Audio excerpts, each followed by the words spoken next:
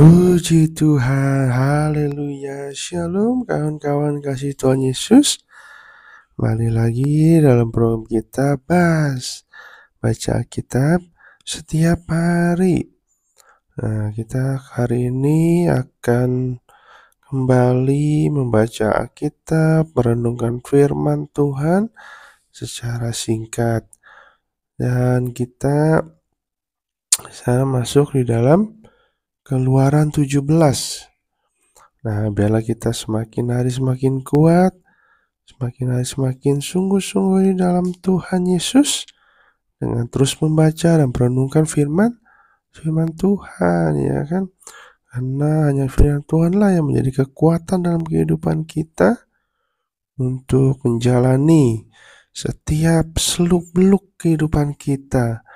Biarlah apapun yang terjadi, kita mau sungguh-sungguh di dalam Tuhan Yesus, kita akan terus percaya dan iman kita akan terus kuat bertumbuh sehingga kita makin hari makin dekat dengan Tuhan Yesus, ya kan? Dimana kita juga sudah ada di akhir zaman. Biar kita makin hari makin sungguh-sungguh, kita semakin hari semakin mengerti kehendak Tuhan melalui firman-Nya. Haleluya, mari kita bersatu di dalam doa. Bapa yang baik, kami bersyukur Tuhan pada hari ini ya Bapa, karena Engkau masih memberikan kami satu hari yang indah ini. Terima kasih atas nafas kehidupan, kesehatan, kekuatan Engkau berikan bagi hidup kami ya Tuhan. Itu semua karena anugerah-Mu, karena kemurahan-Mu dalam kehidupan kami ya Tuhan. Makasih ya Bapa. Kami juga bersyukur Tuhan Engkau masih memberikan kesempatan kami untuk membaca merenungkan firman Tuhan pada hari ini dari Keluaran 17. Tuhan urapi setiap kami, Tuhan berikan pewahyuan-Mu, urapan-Mu, tuntunan kuasa Roh Kudus-Mu ya Tuhan, sehingga kami dapat mengerti apa yang kami renungkan, apa yang kami baca pada hari ini ya Tuhan, sehingga menjadi kekuatan, sehingga menjadi rema dalam kehidupan kami, dan kami dapat melakukannya dalam kehidupan kami sehari-hari. Karena itulah yang terindah, itulah yang terpenting dalam kehidupan kami, yaitu melakukan firman-Mu ya Bapa. Terima kasih Tuhan. Kami bersyukur dan kami berdoanya di dalam nama Tuhan Yesus Kristus. Haleluya, amin. Sekarang kita akan melanjutkan pembacaan firman Tuhan kita di dalam Keluaran 17. Kita ingat bahwa kemarin itu kita telah belajar dari Keluaran 16, di mana bangsa Israel dipimpin oleh Tuhan lewat penyertaannya, lewat makanan yang disediakan, yaitu mana yang turun dari langit, hujan roti, dan juga hari Sabat, mana Tuhan memerintahkan untuk menguduskan hari Sabat, sehingga saat itu mana itu tidak turun pada waktu hari Sabat. Penyertaan Tuhan begitu sempurna untuk bangsa Israel pada saat di padang gurun keluar dari tanah Mesir. Tapi memang bangsa Israel itu selalu bersungut-sungut, bangsa Israel itu selalu tidak bersyukur, sehingga diputar-putar, ya kan? Sehingga Tuhan memutar-mutar bangsa Israel di tanah Mesir. Selanjutnya kita akan belajar dari Keluaran 17. Di sini ada 2 perikop dan ada 16 ayat saja. Kita mulai dari perikop pertama, di Masa dan di Meribah. Ayat 1, kemudian berangkatlah segenap jemaah Israel dari padang gurun Sin, berjalan dari tempat persinggahan ke tempat persinggahan, sesuai dengan titah Tuhan. Lalu berkemahlah mereka di Rafidim, tetapi di sana tidak ada air untuk diminum bangsa itu. Jadi mulailah mereka itu bertengkar dengan Musa, kata mereka, berikanlah air kepada kami supaya kami dapat minum. Tetapi Musa berkata kepada mereka, mengapakah kamu bertengkar dengan aku? Mengapakah kamu mencobai Tuhan? Hauslah bangsa itu akan air di sana. Bersungut-sungutlah bangsa itu kepada Musa dan berkata, mengapa pula engkau memimpin kami keluar dari Mesir untuk membunuh kami, anak-anak kami dan ternak kami dengan kehausan? Lalu berseru-serulah Musa kepada Tuhan, katanya, apakah yang akan kulakukan kepada bangsa ini? Sebentar lagi mereka akan melempari aku dengan batu. Berfirmanlah Tuhan kepada Musa, berjalanlah di depan bangsa itu dan bawalah beserta engkau beberapa orang dari antara para tua-tua Israel. Bawalah juga di tanganmu tongkatmu yang kau pakai memukul sungai Nil dan pergilah. Maka aku akan memberi di sana di depanmu di atas gunung batu di Horeb. Haruslah kau pukul gunung batu itu dan dari dalamnya akan keluar air sehingga bangsa itu dapat minum. Demikianlah diperbuat Musa di depan mata tua-tua Israel. Dinamailah tempat itu Masa dan Meriba, oleh karena orang Israel telah bertengkar dan oleh karena mereka telah mencobai Tuhan dengan mengatakan, adakah Tuhan di tengah-tengah kita atau tidak? Nah, di perikop pertama kita belajar bahwa orang Israel bertengkar, ya kan? Nah, kembali lagi bangsa Israel bersungut-sungut, kawan, ya kan? Setiap ada masalah, bangsa Israel bersungut-sungut. Dia tidak mau susah. Mereka tidak mau ada masalah. Ya kan? Langsung dia menyalahkan Tuhan, menyalahkan Musa. Nah, waktu itu di firman Tuhan ini mereka menyalahkan Musa. Di ayat 2, bertengkar dengan Musa, kata mereka, berikanlah air kepada kami supaya kami dapat minum. Tetapi Musa berkata kepada mereka, mengapakah kamu bertengkar dengan aku? Mengapakah kamu mencobai Tuhan? Nah, jadi kawan-kawan, kita lihat bangsa Israel ini gak mau susah. Ya kan, sekali ada kesulitan, sekali ada masalah, dia menyalahkan Tuhan, menyalahkan Musa. Nah, jadi kadangkala hidup kita jangan seperti ini, ya kan, kawan? Hidup kita maunya enak-enak saja, maunya lurus-lurus saja. Setiap ada masalah, menyalahkan Tuhan. Setiap ada masalah, menyalahkan orang lain. Mencari kambing hitam. Ini sih gara-gara kamu, gitu ya kan? Aku sudah bilang harus begini, begitu. Akhirnya ini gara-gara kamu seperti ini, gitu ya kan? Ya, jangan begitu, kawan, ya kan? Dalam setiap masalah, kita harus belajar. Kita sama-sama belajar. Jangan kita mau hidup yang enak-enaknya saja. Hidup yang tenang-tenang saja, nggak ada, kawan. Karena Tuhan Yesus tidak pernah berjanji hidup orang Kristen, hidup orang percaya lancar-lancar aja, nggak ada. Tapi yang Yesus berjanji, dia akan menyertai kita sampai kepada akhir zaman. Marilah yang letih lesu dan berbeban berat, aku akan memberikan kelegaan kepadamu.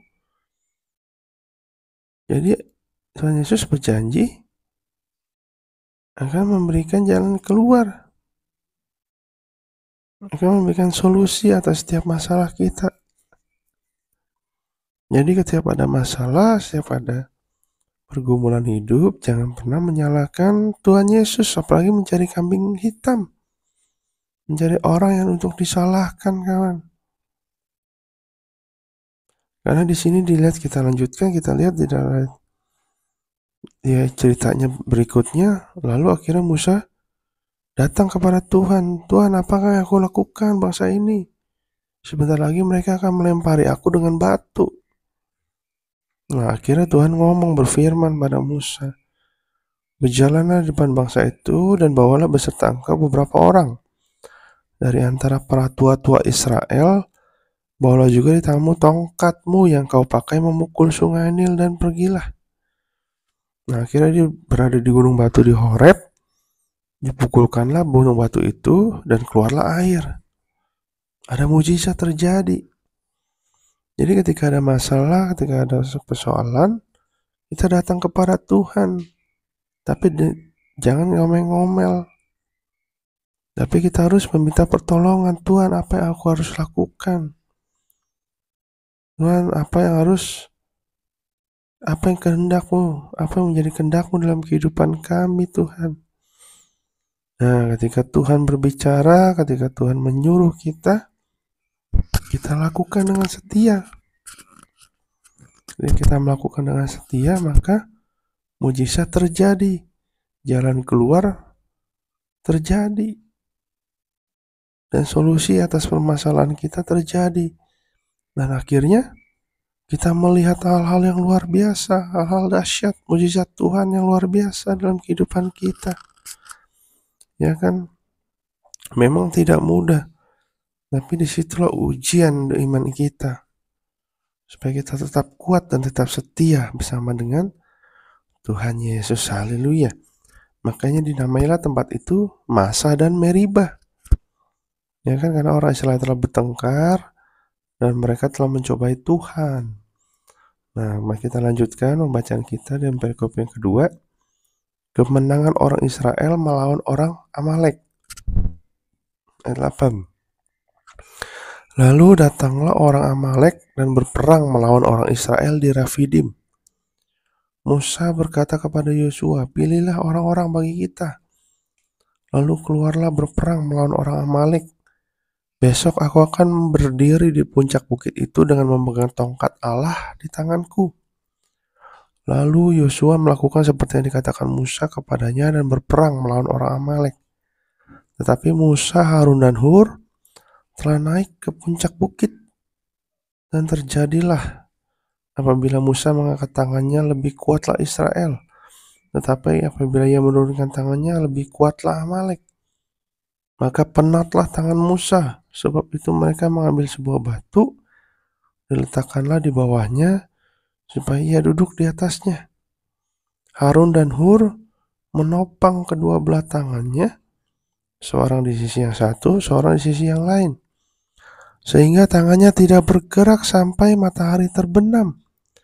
Demikianlah Yosua mengalahkan Amalek dan rakyatnya dengan mata pedang. Kemudian berfirmanlah Tuhan kepada Musa, tuliskanlah semuanya ini dalam sebuah kitab sebagai tanda peringatan, dan ingatkanlah ke telinga Yosua bahwa aku akan menghapuskan sama sekali ingatan kepada Amalek dari kolong langit. Lalu Musa mendirikan sebuah mezbah dan menamainya Tuhanlah panji-panjiku. Ia berkata, tangan di atas panji-panji Tuhan. Tuhan berperang melawan Amalek turun-temurun. Amin. Nah, kita lihat selanjutnya orang Israel berperang melawan orang Amalek. Nah, jadi di sini katakan Musa berkata kepada Yosua untuk memilih orang-orang bagi kita untuk keluar berperang melawan orang Amalek. Sedangkan Musa, Harun, dan Hur naik ke puncak bukit untuk memegang tongkat Allah. Tongkatnya yang membuat mujizat itu yang dipakai Tuhan. Sehingga diangkat, ketika diangkat, kuatlah orang Israel. Lebih kuat. Kalau diturunin lebih kuat Amalek. Nah, karena tangan Musa juga bukan tangan robot, maka capek ya kan.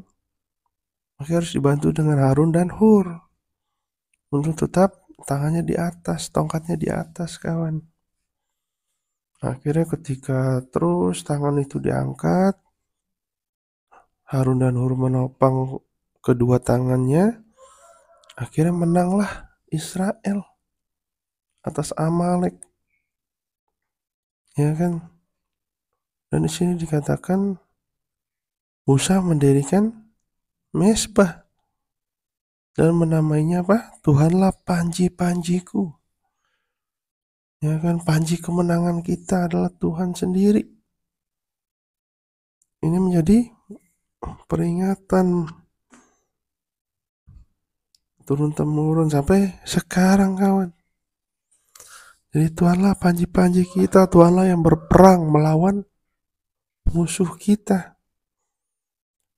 Ya kan, musuh kita itu bukan darah dan daging, tapi kita melawan penguasa-penguasa di udara, penghulu-penghulu di udara, penguasa-penguasa di dunia ini, kuasa-kuasa kegelapan, kuasa-kuasa roh jahat. Itulah lawan kita, kawan. Jadi bukannya manusia, bukannya teman kita yang menghina kita, menusuk kita dari belakang. Bukan, itu memang orang itu dipakai setan. Kita harus doakan. Makanya firman Tuhan juga dikatakan, doakanlah musuhmu. Artinya apa? Kita doakan supaya bukan roh setan yang memakai hidupnya, tapi roh kudus, roh Tuhan sendiri. Sehingga manusia itu berubah. Sehingga kita pun bisa berubah, kawan, ya kan? Jangan malah kita menyakiti orangnya, memusuhi orangnya. Karena orang itu hanya dipakai sebagai alat setan. Nah, kita harus terus berdoa untuk orang-orang yang memusuhi kita, orang-orang yang menghina, menghujat. Biarlah kita sungguh-sungguh di dalam Tuhan. Dan ingatlah bahwa Tuhanlah yang berperang melawan kita. Asal kita tetap setia, kita mengandalkan Tuhan, kita melakukan kehendak-Nya. Dan Tuhan ada di pihak kita, siapa lawan kita, ya kan? Jadi kita tenang dalam hidup ini. Mari kita bersatu dalam doa. Bapa yang baik, kami bersyukur Tuhan untuk renungan yang singkat pada hari ini, ya Bapa. Kami bersyukur Tuhan, kami tidak mau bersungut-sungut, kami tidak mau menyalahkan orang lain, kami tidak mau menyalahkan Tuhan. Jika adalah sesuatu yang buruk terjadi, jika ada sesuatu masalah, persoalan yang kami hadapi, pergumulan yang kami hadapi, ya Bapa, biarlah kami mau belajar, ya Tuhan. Setiap pergumulan, setiap persoalan, setiap apapun yang terjadi dalam kehidupan kita, baik ataupun buruk, kami hanya mau mengandalkan Engkau saja, Tuhan Yesus. Kami tidak akan menyalahkan orang lain, pergi menyalahkan Tuhan. Karena kami yakin dan percaya, di balik kehidupan kami ada sesuatu yang lebih besar, ada sesuatu rencana Tuhan. Ada mukjizat Tuhan, ada pertolongan Tuhan dalam kehidupan kami. Sehingga kami akan melihat, mengalami pengalaman-pengalaman yang luar biasa, mukjizat yang luar biasa yang akan kami terima dalam kehidupan kami. Terima kasih Tuhan Yesus. Kami juga bersyukur Tuhan karena Engkau selalu menyertai kami dan Engkau selalu juga mau berperang untuk kami, yaitu peperangan roh.